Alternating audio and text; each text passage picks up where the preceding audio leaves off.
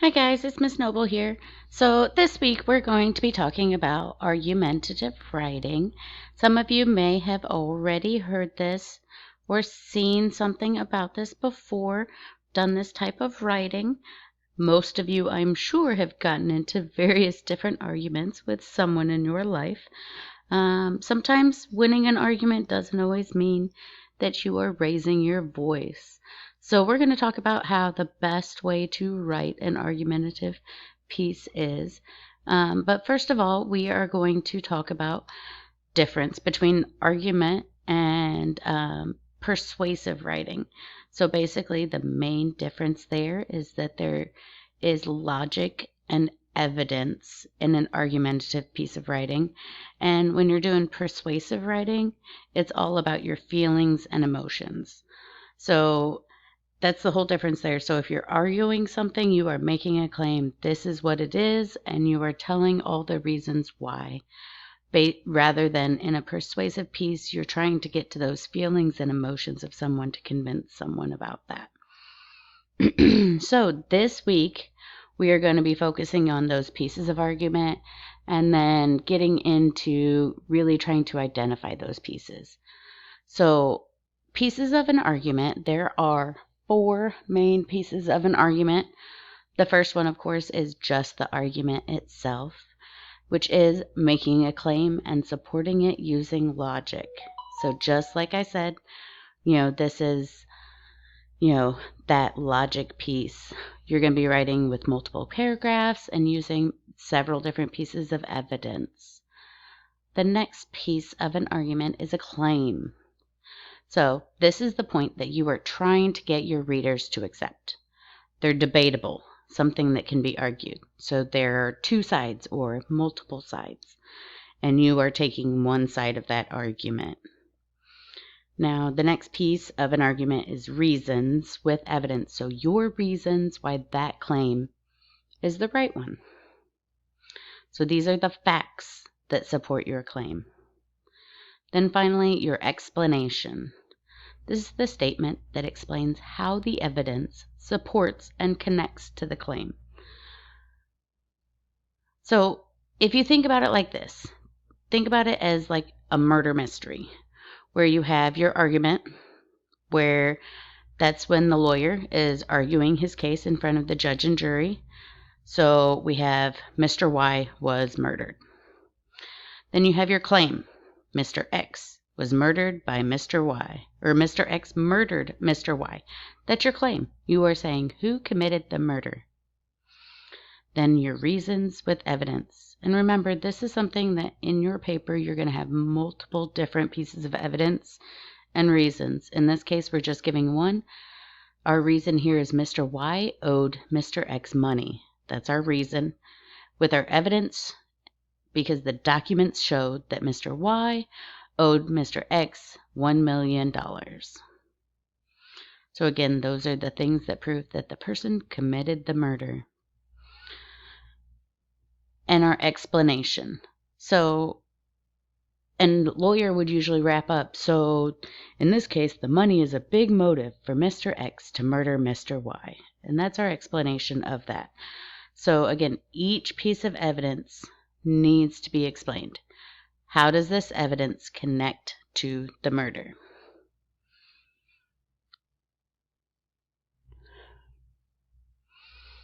So we have our learning targets. We've done these all year long. So if you think about it, we have done all sorts of different targets. This one is no different. So we have right on target here. And you have your introduction, your conclusion, and your complete sentences. So if you think about it in the various rubrics we have done all year long, and we've kind of focused on that level 3, which is where we want to be. That is exactly our good target point. And that's what these are listing right here. Our introduction needs to have that attention grabber or our hook, something interesting about the topic, and it has to be relevant. Our conclusion has to have that concluding statement where it restates the claim without repeating it. summarizing, call into action, and leaving something to think about. And then, of course, our complete sentences and all the stuff that goes along with that. So this is our first target here. And again, these are the level 3. There is a section that goes above and beyond this. And then, there are the sections that fall just a little bit short of this as you are working towards this level. We have another target here that goes into the claim itself, our evidence, and our quote sandwiches. So if you remember our quote sandwiches from a couple units ago when we were working on adversities, this is a great way to use our evidence and our reasons and our explanations. So this is all in the slideshow that you can read through in more detail, and we are also going to be going through each of these sections as well with a lot more detail this week as well as next week as well. So take a look at that. When we do our writing, you'll also have the rubrics to follow.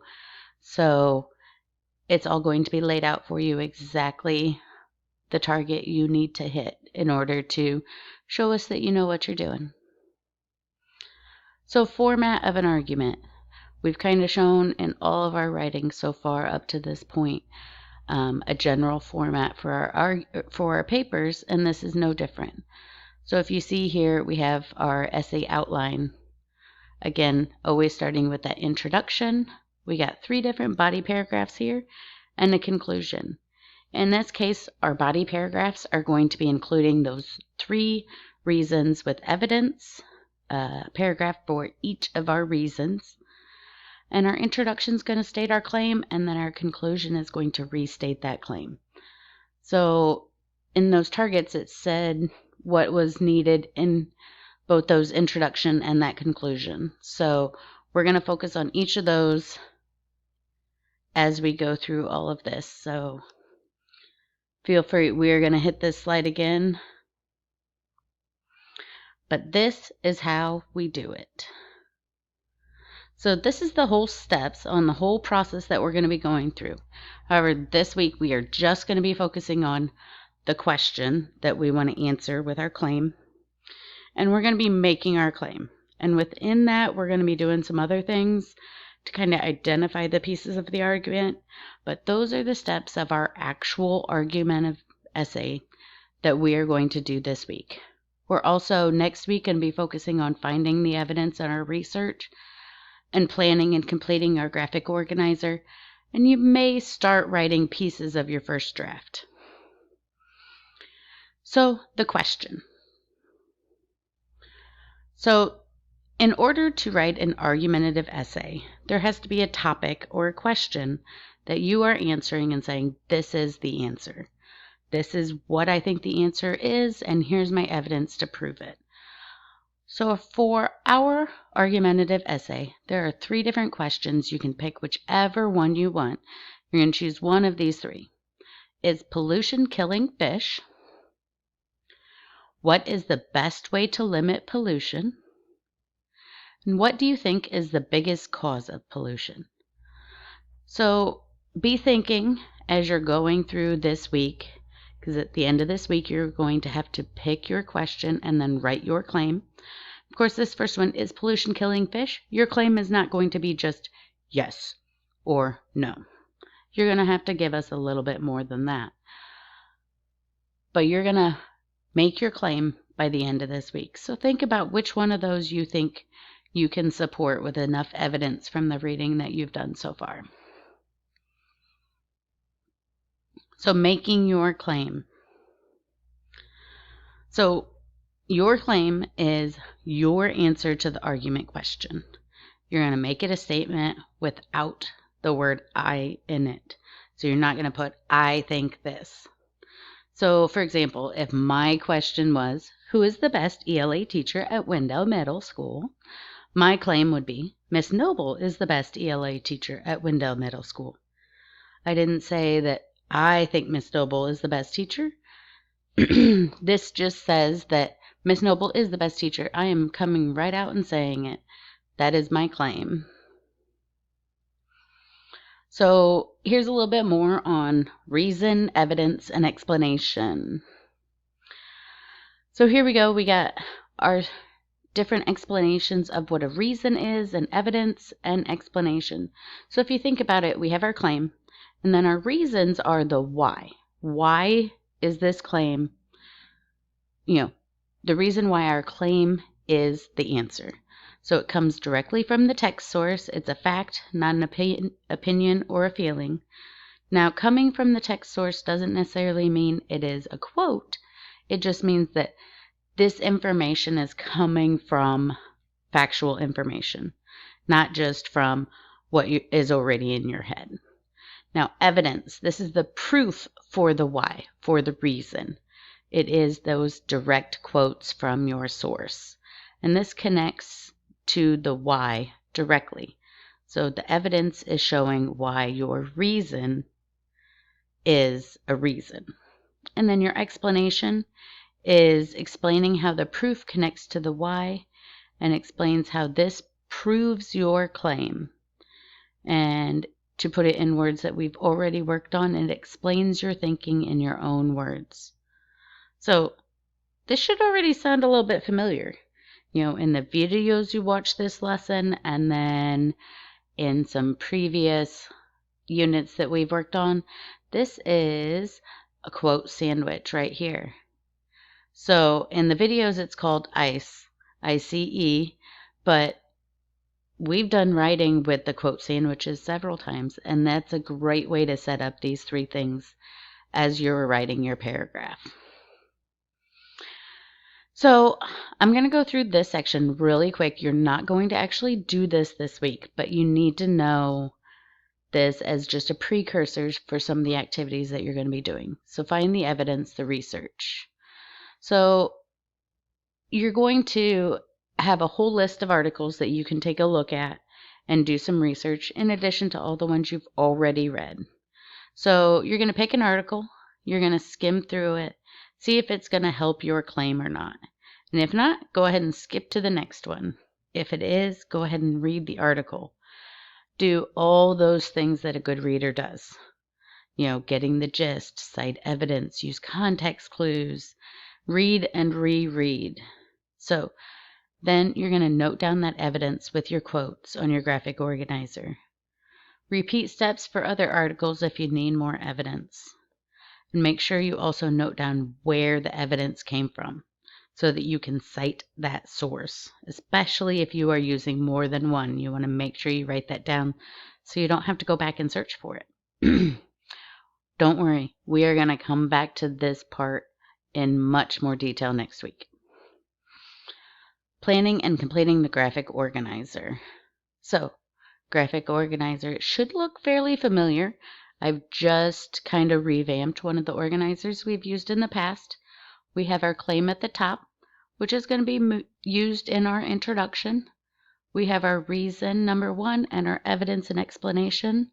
Reason number 2, evidence and explanation. Reason number 3, evidence and explanation. Those are for our 3 body paragraphs, and then our conclusion with our restating the claim. So here we have an example of our argument graphic organizer. And so I have that same claim that I already used and then 2 reasons. Feel free to look through this. We're going to focus on this a lot more next week. So I just wanted to stick it in here so you had that information for you. So by now, you should be able to understand what an argumentative essay is, identify the pieces of an argumentative essay, organize the pieces of an argumentative essay. This is the activity that you are going to do next, and then make a claim for your argumentative essay.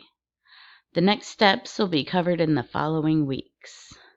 So next week, you're going to review all these. We're going to check your claim, read and research to find the evidence, complete your graphic organizer, and write an introduction. So feel free to contact your teacher with any questions. There's a sorting activity that's coming up on the next piece that should help you with identifying those pieces of the argument. And I hope you enjoy this whole week Be safe and have fun, guys.